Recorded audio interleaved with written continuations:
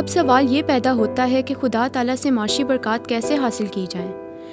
چنانچہ اس سبق میں ہم ان اصولوں پر غور کرنے کی کوشش کریں گے جن پر عمل کر کے ہم خدا تعالیٰ سے معاشی برکات حاصل کر سکتے ہیں۔ پہلا اصول، خدا سے وفاداری۔ آئیے ہم خدا کے ایک برگزیدہ بندے کی زندگی پر غور کر کے سیکھیں کہ اسے الہی برکات کیوں کر حاصل ہوئیں اور وہ کیوں کر اپنے خاندان اور دیگر بہت سے لوگوں کے لیے باعث برکت ثابت ہوا۔ حضرت یوسف کے بھائیوں نے جب حسد کی بنا پر انہیں بیچ ڈالا تو خدا کے انتظام کے مطابق کچھ وقت گزرنے کے بعد وہ مصری جلوداروں کے حاکم پوتیفار کے گھر پہنچ گئے۔ چونکہ آپ ہمیشہ خدا تعالیٰ سے وفادار رہے، اس لیے خدا تعالیٰ بھی ہر حالت میں آپ کے ساتھ رہے۔ چنانچہ توریت شریف میں اس سلسلے میں یوں مرقوم ہے، اور خداوند یوسف کے ساتھ تھا اور وہ اقبال مند ہوا اور اپنے مصری آقا کے گھر میں رہتا تھا۔ اس کے آقا نے دیکھا کہ خداوند اس کے ساتھ ہے اور وہ جس کام کو ہاتھ لگاتا ہے خدا اس میں اسے اقبال مند کرتا ہے۔ چنانچہ یوسف اس کی نظر میں مقبول ٹھہرا اور وہی اس کی خدمت کرتا تھا، اور اس نے اسے اپنے گھر کا مختار بنا کر اپنا سب کچھ اسے سونپ دیا۔ اور جب اس نے اسے گھر کا اور سارے مال کا مختار بنایا تو خداوند نے اس مصری کے گھر میں یوسف کی خاطر برکت بخشی، اور اس کی سب چیزوں پر جو گھر میں اور کھیت میں تھی خداوند کی برکت ہونے لگی۔ پیدائش 39واں باب، اس کی 2 تا 5 آیت۔ چنانچہ خدا تعالیٰ فرماتے ہیں، اگر تم میرے حکموں کو جو آج کے دن میں تم کو دیتا ہوں دل لگا کر سنو، اور خداوند اپنے خدا سے محبت رکھو اور اپنی ساری جان سے اس کی بندگی کرو، تو میں تمہارے ملک پر عین وقت پر می برساؤں گا، تاکہ تو اپنا غلہ اور میں اور تیل جمع کر سکے، اور میں تیرے چوپایوں کے لیے میدان میں گھاس پیدا کروں گا، اور تو کھائے گا اور سیر ہوگا۔ استثنا 11واں باب 13ویں سے 15ویں آیت۔ دوسرا اصول، خدا کی پروردگاری پر بھروسہ کرنا۔ خدا سے مالی برکات حاصل کرنے کا دوسرا اصول جو بائبل مقدس ہمیں بتاتی ہے وہ یہ ہے کہ انسان اس پر بھروسہ کرے اور ہمیشہ اس کی مرضی کے تابع رہے۔ چنانچہ اس سلسلہ میں سب سے اہم بات یہ ہے کہ انسان یہ تسلیم کرے کہ خدا ہی سب کا پروردگار ہے۔ خدا پر بھروسہ رکھنے کا مطلب ہے کہ جو بھی کام یا کاروبار کرتے ہیں یہ جان کر پوری محنت اور لگن سے کریں کہ اس کے عوض ہماری ضروریات پوری کرنا خدا کا کام ہے۔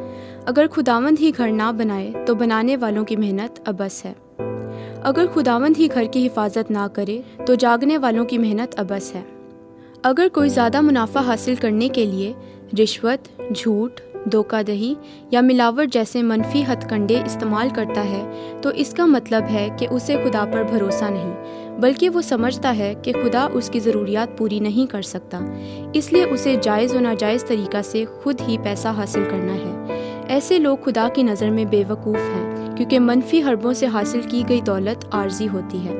کلام الہی یرمیہ 17 باب اس کی 11ویں آیت میں یوں مرقوم ہے، بے انصافی سے دولت حاصل کرنے والا اس تیتر کی مانند ہے جو کسی دوسرے کے انڈوں پر بیٹھے، وہ آدھی عمر میں اسے کھو بیٹھے گا اور آخر کو احمق ٹھہرے گا۔ اسی طرح حضرت سلیمان فرماتے ہیں، مالدار ہونے کے لیے پریشان نہ ہو، اپنی اس دانش مندی سے باز آ، کیا تو اس چیز پر دل لگائے گا جو ہے ہی نہیں؟ کیونکہ دولت یقیناً عقاب کی طرح پر لگا کر آسمان کی طرف اڑ جاتی ہے۔ امثال 23واں باب اس کی 4 تا 5ویں آیت۔ تیسرا اصول، محنت اور دیانتداری سے کام کرنا۔ امثال 10واں باب 4 آیت۔ حضرت سلیمان یوں فرماتے ہیں، جو ڈھیلے ہاتھ سے کام کرتا ہے کنگال ہو جاتا ہے، لیکن محنتی کا ہاتھ دولت مند بنا دیتا ہے۔ خدا پر بھروسہ رکھ کر محنت کرنے کا مفہوم یہ ہے کہ انسان پوری دیانتداری سے کام کرے، وہ جس کام کے لیے جتنا معاوضہ لیتا ہے کام بھی اتنا ہی کرے۔ اکثر دیکھا گیا ہے کہ جب تک کام کی نگرانی کی جاتی ہے اچھا کام ہوتا ہے، لیکن جو ہی کام کرنے والے کو یہ معلوم ہو جائے کہ اب اسے کوئی نہیں دیکھ رہا، اس کے کام کرنے کی رفتار اور کارکردگی میں فرق آ جاتا ہے۔ اس طرح کچھ لوگ نماز اور روزے کے بہانے اپنے فرائض سے غفلت برتتے ہیں، حالانکہ وہ مالک، ادارہ یا اپنے دفتر سے پورے کام کا معاوضہ لیتے ہیں۔ کسی کام کا ہم جتنا معاوضہ لیتے ہیں، دیانتداری کا تقاضا ہے کہ ہم اتنا ہی کام بھی کریں۔ یہ نہ ہو کہ ہم معاوضہ تو 8 گھنٹے کام کا لیں اور کام صرف 6 گھنٹے کریں۔ انجیل میں مرقوم ہے کہ آدمیوں کو خوش کرنے والوں کی طرح دکھاوے کے لیے خدمت نہ کرو، بلکہ مسیح کے بندوں کی طرح دل سے خدا کی مرضی پوری کرو، اور اس خدمت کو آدمیوں کے لیے نہیں بلکہ خداوند کی جان کر جی سے کرو۔ افسیوں چھٹا باب اس کی 6 سے 7 آیت۔ اسی طرح جو اپنا ذاتی کاروبار چلاتے ہیں اکثر اوقات زیادہ پیسہ کمانے کے لیے اشیاء میں ملاوٹ کرتے ہیں، کم تولتے ہیں یا جھوٹ بولتے ہیں۔ جو لوگ ایسا کرتے ہیں وہ اپنے عمل سے خداوند کا انکار کرتے ہیں۔ وہ یہ سمجھتے ہیں کہ ہماری ضروریات کو پورا کرنے والا خدا نہیں بلکہ ہم خود ہیں، لیکن ایک ایماندار کے لیے ضروری ہے کہ وہ اپنے کاروبار میں ہر لحاظ سے دیانتداری کرے۔ کلام مقدس کلسیوں 3 باب اس کی 23 آیت میں مرقوم ہے، جو کام کرو جی سے کرو، یہ جان کر کہ خداوند کے لیے کرتے ہو نہ کہ آدمیوں کے لیے۔ جو دولت بطالت کے ساتھ حاصل کی جائے گی کم ہو جائے گی۔ امثال 13 باب اس کی 11 آیت۔ بائبل مقدس میں ملاوٹ اور صحیح ناپ تول کے بارے بڑی واضح تعلیم دی گئی ہے۔ تم انصاف اور پیمائش اور وزن اور پیمانہ میں ناراستی نہ کرنا، ٹھیک ترازو ٹھیک باٹ رکھنا۔ احبار 19 باب اس کی 35 سے 36 آیت۔ تو اپنے پاکستان میں 2 قسم کے بیج نہ بونا، تا نہ ہو کہ سارا پھل یعنی جو بیج تو نے بویا اور پاکستان کی پیداوار دونوں ضبط کر لیے جائیں۔ تو بیل اور گدھے کو ایک ساتھ جوت کر ہل نہ چلانا۔ تو اون اور سن دونوں کی ملاوٹ کا بنا ہوا کپڑا نہ پہننا۔ استثنا 21 باب اس کی 9 سے 11 آیت۔ تو اپنے تھیلے میں طرح طرح کے چھوٹے اور بڑے باٹ نہ رکھنا، تیرا باٹ پورا اور ٹھیک اور تیرا پیمانہ بھی پورا اور ٹھیک ہو، تاکہ اس ملک میں جسے خداوند تیرا خدا تجھ کو دیتا ہے تیری عمر دراز ہو، اس لیے کہ وہ سب جو ایسے فریب کے کام کرتے ہیں خداوند تیرے خدا کے نزدیک مکروہ ہیں۔ استثنا 25 باب اس کی 13 سے 16 آیت۔ چوتھا اصول خدا ترسی اور عدل و انصاف۔ چوتھا اصول یہ ہے کہ غریبوں اور مسکینوں کی حق تلفی سے گریز کیا جائے، ان کے ساتھ خدا ترسی اور عدل و انصاف سے پیش آیا جائے۔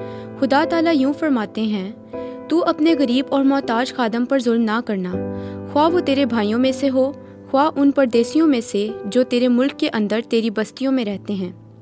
تو اسی دن اس سے پہلے کہ آفتاب غروب ہو اس کی مزدوری اسے دے دینا، کیونکہ وہ غریب ہے اور اس کا دل مزدوری میں لگا رہتا ہے، تا نہ ہو کہ وہ خداوند سے تیرے خلاف فریاد کرے اور یہ تیرے حق میں گناہ ٹھہرے۔